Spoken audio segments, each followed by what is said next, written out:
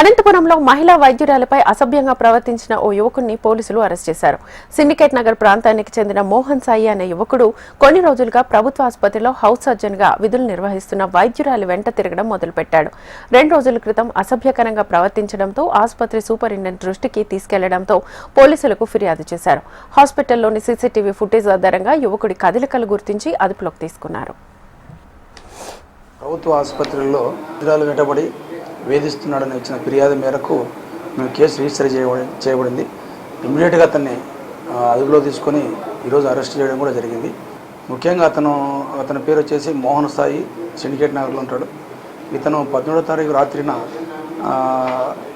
దగ్గు ఉందని నోట్లో బ్లడ్ పడుతుందని చెప్పి హాస్పిటల్కి పోయినాడు.